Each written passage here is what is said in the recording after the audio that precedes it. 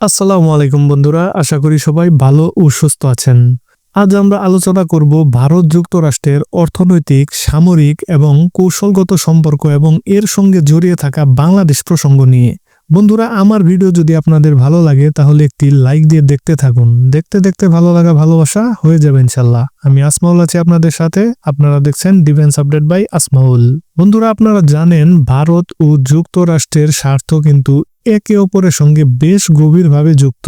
বিশেষ করে চীনের মতো বৃহৎ শক্তিকে মোকাবেলা করতে হলে যুক্তরাষ্ট্রের চোখে এশিয়ার মধ্যে ভারতের মতো বড় মাপের মিত্র কিন্তু আর নেই। তবে চীনের বিরুদ্ধে দীর্ঘমেয়াদী যুদ্ধে প্রয়োজনীয় সরবরাহ লাইন কিন্তু রাশিয়া ভারতকে দেবে না। এই জায়গায়ও যুক্তরাষ্ট্রের ভূমিকা গুরুত্বপূর্ণ। বর্তমানে ভারত যুক্তরাষ্ট্র থেকে বছরে প্রায় 50 থেকে 60 বিলিয়ন ডলারের পণ্য রপ্তানি করে। একই পরিমাণ পণ্য যুক্তরাষ্ট্রও ভারতে রপ্তানি করে থাকে। এত বড় অর্থনৈতিক সম্পর্ক থাকা সত্ত্বেও শুল্ক ইস্যুতে যুক্তরাষ্ট্র কিন্তু ভারতকে ছাড় দেয়নি।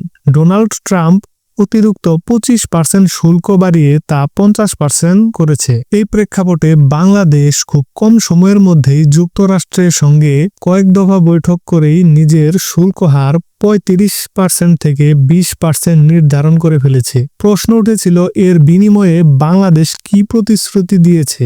অবশেষে বাণিজ্য উপদেষ্টা বশির আহমেদ নিজে স্বীকার করেছেন, বাংলাদেশ যুক্তরাষ্ট্রকে লিখিতভাবে জানিয়েছে 1 বছরের মধ্যে আমরা যুক্তরাষ্ট্রের সঙ্গে আমাদের বাণিজ্য ঘাটতি 75% কমিয়ে আনব। এই শর্তে যুক্তরাষ্ট্র আমাদের জন্য শুল্ক হার 20% করেছে। সরকারি হিসাব অনুযায়ী বর্তমানে বাংলাদেশ যুক্তরাষ্ট্রে বছরে প্রায় 12 বিলিয়ন ডলারের পণ্য রপ্তানি করে থাকে, আর যুক্তরাষ্ট্র বাংলাদেশে রপ্তানি করে মাত্র 1 বিলিয়ন ডলারের পণ্য। 75% ঘাটতি কমাতে হলে বাংলাদেশকে আগামী 1 বছরের মধ্যে যুক্তরাষ্ট্র থেকে অন্তত 6 থেকে 7 বিলিয়ন ডলারের পণ্য বা অস্ত্র কিনতে হবে। অথচ বাস্তবে যুক্তরাষ্ট্রের সঙ্গে বাণিজ্য মাত্র 1 বিলিয়ন ডলার বাড়ানোই আমাদের জন্য কঠিন চ্যালেঞ্জ। 2023 থেকে 24 অর্থ বছরে বাংলাদেশ প্রায় 70 লাখ টন গম আমদানি করেছে, যার মূল্য 1.76 বিলিয়ন ডলার। এবং এই গম এসেছে মূলত রাশিয়া ও ইউক্রেন থেকে কৃষ্ণ সাগর হয়ে। এখন চুক্তি হয়েছে বাংলাদেশ প্রতি বছর যুক্তরাষ্ট্র থেকে 7 লাখ টন এবং 5 বছরে 35 লাখ টন গম আমদানি করবে। কিন্তু পরিবহন ব্যয় সহ যুক্তরাষ্ট্রের গমের দাম রাশিয়া ইউক্রেনের তুলনায় অনেক বেশি। শুধু গম নয়, সুতা ও ভোজ্য তেল আমদানির কথা হচ্ছে, যা অস্ট্রেলিয়া, ভারত, পাকিস্তান এসব কাছের দেশ থেকে অনেক কম দামে পাওয়া যায়। এভাবে যুক্তরাষ্ট্র থেকে অতিরিক্ত 6 বিলিয়ন ডলারের পণ্য আমদানি আমাদের অর্থনীতির জন্য বড় চাপ হয়ে দাঁড়াবে। এই প্রতিশ্রুতির কারণে আগামীতে ক্ষমতায় আসা সরকারের কাঁধে কিন্তু বিশাল দায় চাপবে। অর্থনৈতিক দিক ছাড়াও একটি গুরুত্বপূর্ণ প্রশ্ন উঠেছে।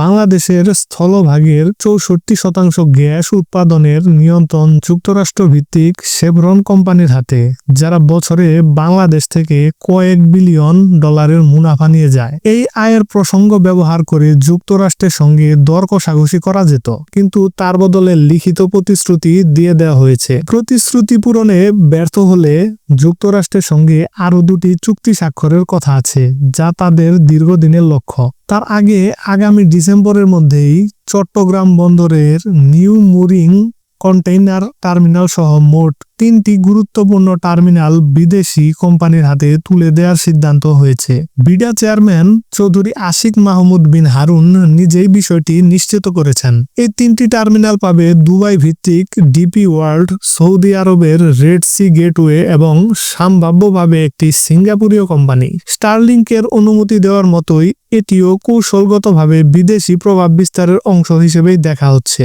প্রশ্ন হচ্ছে, এত কিছু দিয়ে বাংলাদেশ আসলে কি পাচ্ছে?